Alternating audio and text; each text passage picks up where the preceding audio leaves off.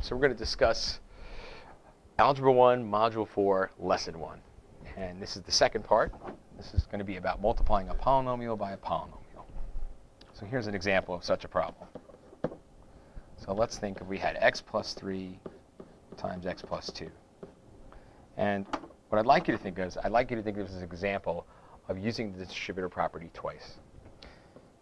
If I'd asked you to do x times x plus 2, you would have no problem knowing that the x has to get multiplied by the x and the 2. We used what's called the distributor property, and we get x squared plus 2x. And then in a similar fashion, if I'd asked you to do 3 times x plus 2, then you would distribute the 3 onto both terms, and you get 3x plus 6. So all I'm asking you to do is the same thing here. Think of this as two distributor properties just written in a compact way. We're supposed to multiply x by both terms. So x times x gives us x squared, and x times 2 gives us plus 2x. All right? And then we have to do it again, but this time we're going to distribute the 3. So 3 times x is 3x, and 2 times x is 6. You can see how it's color-coded there. So our final answer is going to be x squared, and you should look to combine any like terms. These two terms are the same, so that's plus 5x plus 6. So there you go. There's your answer. Let's try another example. So it'll be the same idea, just maybe slightly more complicated terms. So maybe I have 2z plus 4y times 5z minus y. Okay. Well, again, think of the distributor property twice. This term needs to get distributed onto both of these. And then afterwards, the 4y will also have to get distributed onto both of these. All right, so let's do it in a color-coded way. So we're going to do 2z times 5x. That would be 10xz. And then we have 2z times negative y.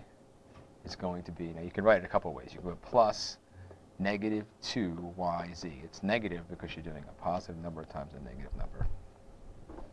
All right. You could have also written that as just minus instead if you like. Whenever you see plus negative like this, you could just treat it like a subtraction. We'll do that in a minute. All right, so now you have 4y times 5x. That's going to be plus 20xy. And then you have 4y times negative y. So that's going to be minus 4y squared. Okay, so there's not much to simplify here other than this plus minus to make it into a negative, so we can do that. But you'll notice that none of these terms are like terms. So they're all just going to stay separate from one another. All right. Let's talk about one more example before we go. So let's consider this problem. X squared plus x plus 2 times x plus 3. Okay? And this is why I like to think of the distributor property. In this case, what you'll notice is not only am I distributing one term onto both terms of the other polynomial, but I have to do that again for the second term. And then, here's what's new, again for the third term. So this is like 3 distributor properties in one problem. So let's do the work. So x squared times x is x cubed, and x squared times 3 is 3x squared. And now you have x times x, that's x squared, and then x times 3 is plus 3x. And then lastly, you have 2 times x is 2x, and 2 times 3 is 6. Okay? And just like all the other problems, you should look to combine like terms.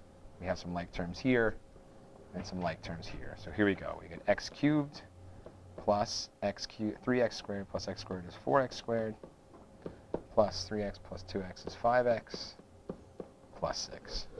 And there's your answer. Thanks for watching.